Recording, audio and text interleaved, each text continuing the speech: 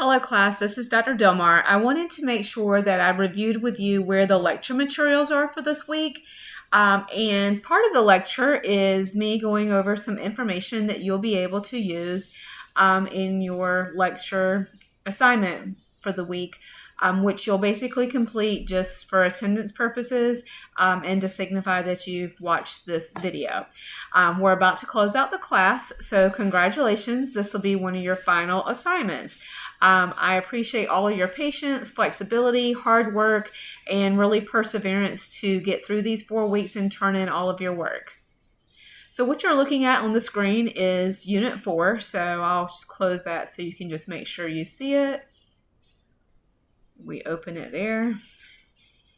And then you'll see your Unit 4 lecture materials. I'll click on that. There's a quiz, and then there's a Word document and a PowerPoint version of the notes. So this will help any of you who might feel like you need the notes typed out, you need a visual. Basically, you're getting this in different modalities so that you can follow along with the content as needed. I'm going to open the Word document of notes, but you could certainly open up the PowerPoint as well. So I'll open that up so that you can see it.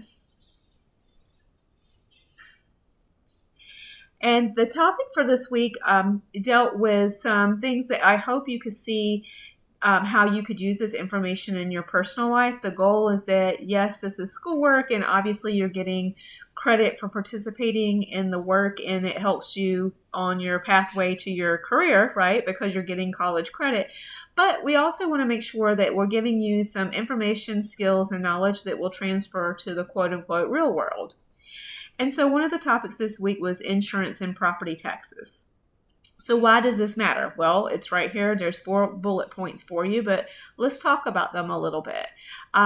First and foremost, there might be things that happen that you're not necessarily planning on, right? Nobody plans on an illness or an accident, storms to happen, theft, unemployment for a variety of different reasons, especially in the climate and the world that we're in today.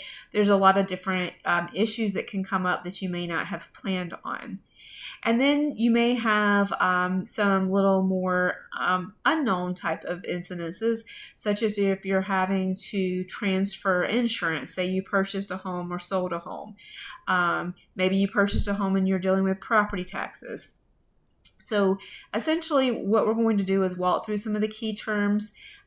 What kind of information do you need to know about estimating costs and how to choose options wisely? That's how this information should help you. There was one story that I wanted to share with you about property taxes, and these things are not just cut and dry, not always black and white. So, for example, I purchased a home in a new area about 10 years ago, and after we purchased the home, we were, of course, finding out about the local area. We had moved from a different part of the world. We didn't live in the particular state at the time. Everything was new, right?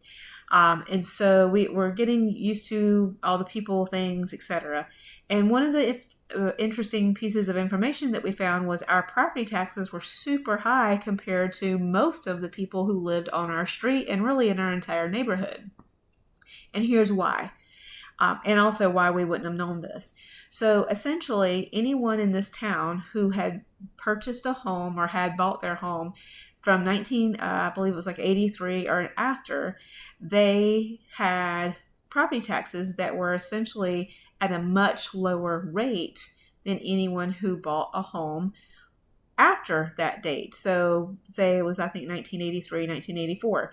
So if you purchased your home anytime after that in the 90s, in the 2000s, in the 2020s, whatever it might be, your property taxes were based on the new rates, which go up, up, up, up, and up, because generally property taxes tend to do that, just like everything else in the world, right? The rates increase. And so those people who already own their homes, they pay much lower rate. So they might be paying, say, $500, $600, $800 or so a year for their property taxes, but we were paying at that time, it was like $3,800.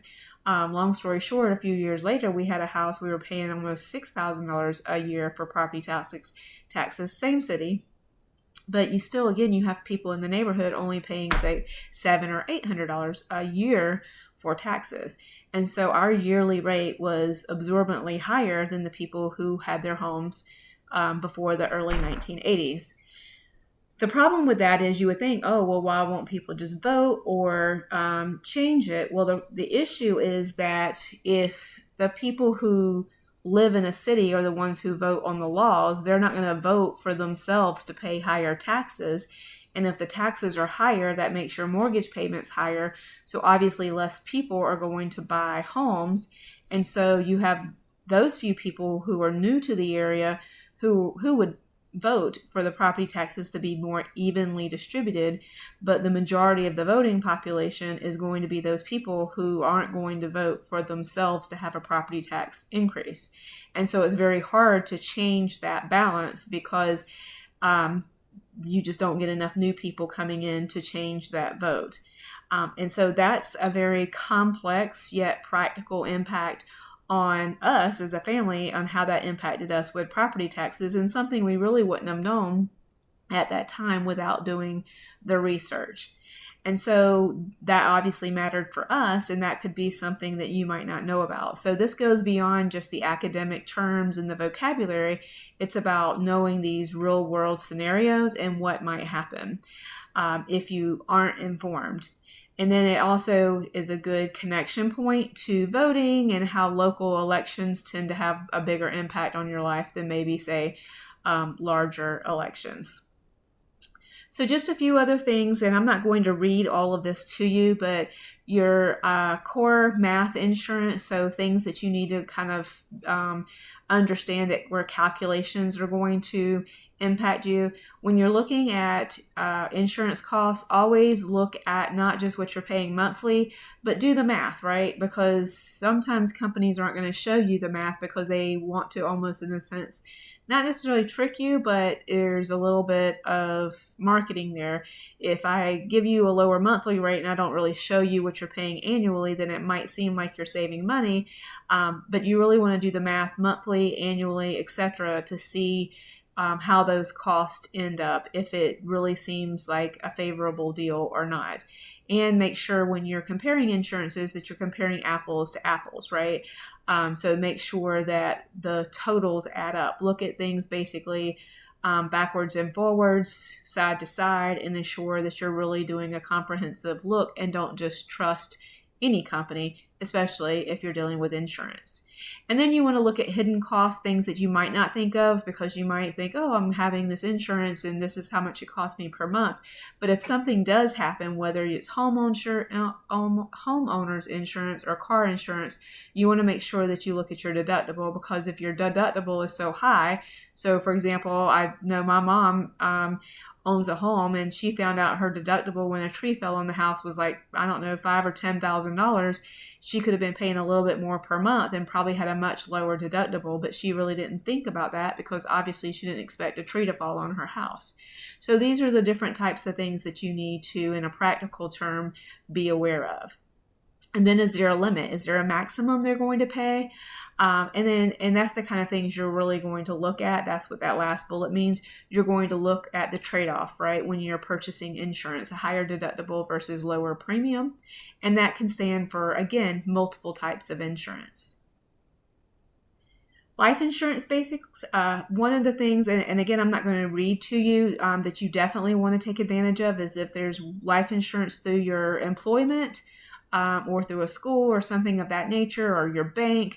You always want to look at that because they typically have much favorable terms than if you just buy life insurance on the street. There's a lot of scam life insurance policies out there, so you need to do massive amounts of research before you purchase anything, because part of the way that companies make money is if you have a term life insurance. So if you're 30 and you buy a 10-year term life insurance, and that means after 10 years that it's not going to be the same, then you live till 41, then you might not have coverage like you thought you were going to have. And so term and whole life, those are two different types of insurance, and there's all kinds of red tape and fine print with life insurance, so you just really need to make sure you look at it and from all kind of different perspectives, or you may end up just really giving away money for something that you aren't able to cash in on. Not all life insurance policies are the same. And here are some tips and steps that you can take if you are looking at getting life insurance. Again, generally, if you go through your employment or your bank, you tend to have much favorable deals. And, I'm always a fan of printing things out and having visuals in front of you. And so this might be something that you may even print and save for a rainy day. When you do look at your homeowner's insurance coverage, there's all kinds of different sections in the policy. So you've got your house, you've got your personal effects, you've got replacement cost versus actual cash value, which essentially means if you buy something for $500, it doesn't necessarily mean the insurance company is going to give you $500 for that item, even if you have a receipt. Now, the reality is most people don't keep receipts in today's society. And then if the insurance company is already not going to give you the actual cash value, then you may find yourself losing a lot, especially if you have something of particular value in your home. And more specifically, if you buy something that maybe not everybody sees as the same value as you, right? So if you have like a collectible or something of that nature that is not necessarily common, you might put more personal value or emotional value on it than the insurance company would. And so it's always good to have a good look at those replacement costs versus actual costs and see what the insurance policy is covering. Just because an insurance policy is cheap doesn't mean it's a good value. And there's a little bit more about deductibles. You can read about that if you go through, going through choosing your homeowner's insurance. Same thing with auto insurance. Here's some different things to consider. Most people have uninsured motorists, no matter what type of policy you have. I would say the biggest one to really look at is comprehensive or comprehension insurance.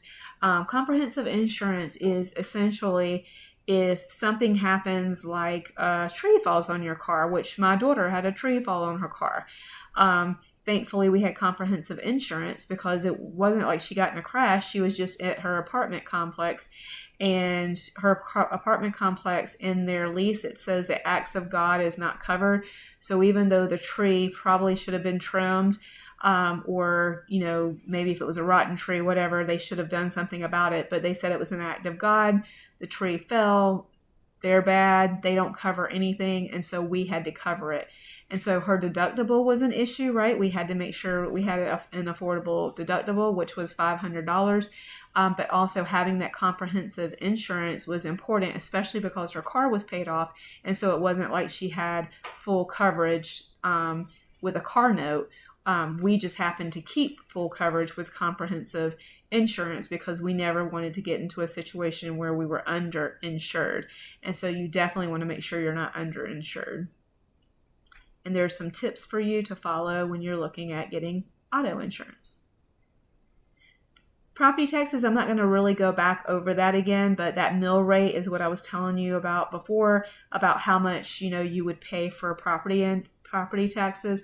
And then you see here there are some exemptions. So I was telling you about basically the exemption of if you bought your home before a certain time, but you also have homestead, which means that if you have a primary home and you live in an area, you're going to have cheaper taxes than, say, somebody who has 10 rental homes that are going to generally pay more in property taxes. That's a cost if you do want to get into property investing and things of that nature, or maybe you inherit a home from somebody, then obviously you can't have a homestead on multiple homes because only one can be your primary, and then you're going to have to pay higher taxes. So that's a consideration when you consider cost of owning additional homes. And then if you're a senior, you're disabled or military, there's most often discounts there. So here's some final suggestions for budget planning and a couple of practice scenarios. These are all things that I recommend that you can keep with you and kind of go through if you're going to start doing some shopping around. The key takeaway is that insurance is a risk transfer. You choose deductibles you can afford, right? So the cost benefit analysis of what you pay per month versus what you would pay if an accident happens. Look at your replacement cost versus your cash value. Auto insurance, always look at liability and comp or collision, and then know your local property tax rates and what exemptions you may or may not qualify for. So I hope that in this 15 minutes you learn some things to think about, whether or not it impacts you now or maybe in the future. These could be decisions that helps you make smarter choices. And again, the PowerPoint and the notes are the same. So whichever version is comfortable for you to use, whether you use the Word document or the PowerPoint version, and this video just syncs to both. Thanks, everyone. Make sure that you do that quiz question. Within this 15-minute video, I gave you the answer to that quiz question, and ensure that you complete it by the time the class ends in just a few days. Congratulations in completing this class, and let me know if you need anything.